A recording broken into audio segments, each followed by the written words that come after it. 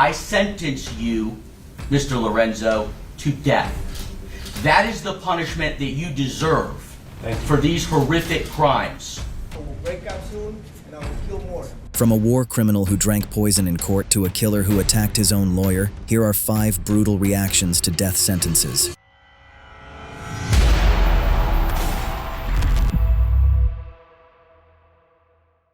We start with a suspect who drank poison before the judge.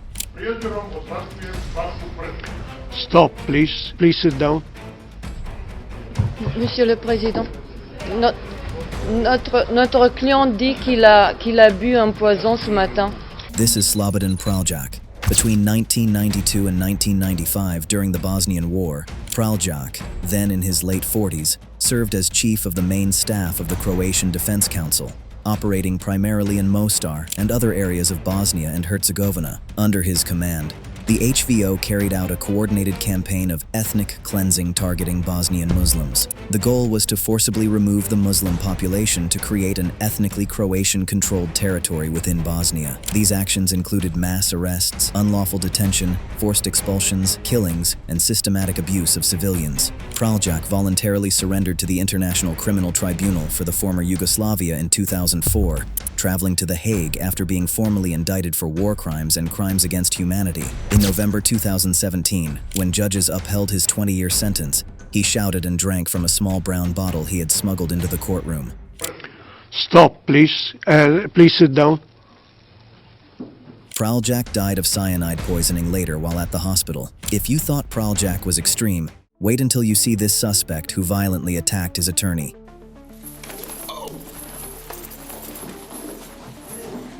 This is Joseph Zeeler. On May 10, 1990, in Cape Coral, Florida, 19-year-old Zeeler broke into the home of 11-year-old Robin Cornell while her mother was away. Inside, he suffocated and assaulted Robin and her 32-year-old babysitter, Lisa Story. With limited forensic technology available in 1990, no suspect was identified, and the case slowly went cold. Let me tell you the difference.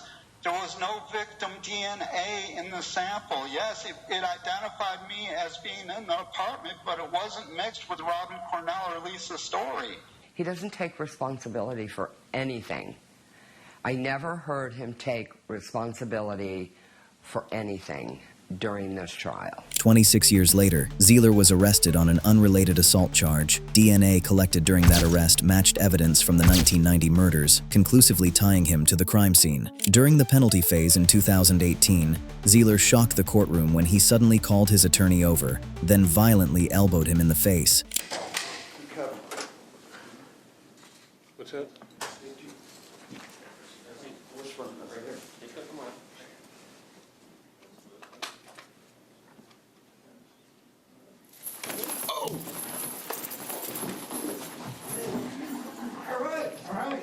Zeeler was convicted on 2 counts of first-degree murder and sentenced to death. He remains on Florida's death row awaiting execution. Do you feel any remorse for the whole situation? Absolutely not. I have nothing to feel remorseful for. So are you nervous heading off to death row this week? No, absolutely not. I'm looking forward to it. I'm looking forward to getting to the next step of this, and it's going to be overturned, and I'm going to walk out of death row a free man. The next suspect did something the court never expected, smiling and laughing during sentencing. Ladies and gentlemen, you're able to step out in the hallway. Dead. This is Luis Bracamontes. On October 24, 2014, in Sacramento and Auburn, California, 34-year-old Bracamontes carried out a multi-county shooting spree that targeted law enforcement officers. The violence began during a routine welfare check in a motel parking lot, where Deputy Danny Oliver approached Bracamontes' vehicle. When Oliver reached the car, Bracamontes opened fire, killing him almost instantly. Bracamontes then carjacked vehicles to escape, shot a civilian who refused to hand over his keys, and continued evading police while heavily armed. The chase ended when Bracamontes ambushed the pursuing officers in Auburn. During that confrontation, Detective Michael Davis Jr. was fatally shot. Investigators later revealed that Bracamontes showed no remorse and even stated that he wanted to kill as many officers as possible. Ladies and gentlemen, you're able to step out in the hallway. Dead. I will break out soon, and I will kill more. Bracamontes was captured later that day after a shootout with police. During the verdict reading, Bracamontes smiled, laughed, and silently clapped his hands in celebration. Luis Enriquez Monroy Bracamontes for the murder of Sacramento County Sheriff's Deputy Daniel Oliver is dead. Bracamontes was sentenced to death and currently remains on California's death row. The next suspect had a completely different reaction, choosing to be remorseless. This panel finds that the death penalty is appropriate, should be, and is hereby given for each of the 4 murders by the defendant. This is Nico Jenkins. On August 11th, 2013, approximately 2 weeks after completing a 10-year prison sentence, 26-year-old Jenkins went on a killing spree in Omaha, Nebraska. Over the course of 10 days, Jenkins carried out 3 separate attacks, claiming 4 lives: Juan Uribe Pena, Jorge Cajiga Ruiz, Curtis Bradford, and Andrea Kruger. One of the most shocking killings was that of Andrea Kruger, a mother of 3, whom Jenkins pulled from her car and executed in the street. The randomness of the murders terrified the city and triggered a manhunt. Jenkins was arrested on August 30th, 2013, after surveillance footage and witness accounts linked him to the attacks. Jenkins later claimed that he committed the murders at the command of the ancient Egyptian serpent god Apophis. Even more shocking, several family members, including his sister Erica Jenkins, assisted him during and after the killing spree and were also convicted. Jenkins' testimony lasted less than an hour, at times trying to taunt Douglas County Attorney Don Klein.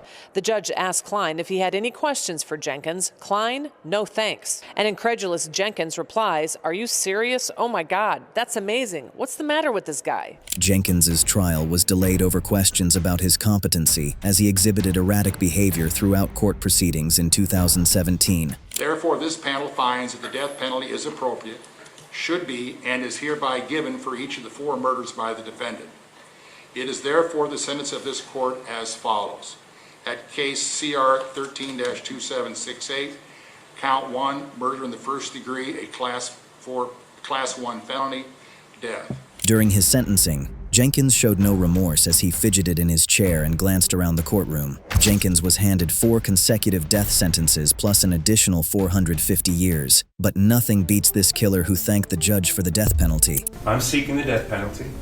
It's in my best interest, basically because it's a comfort.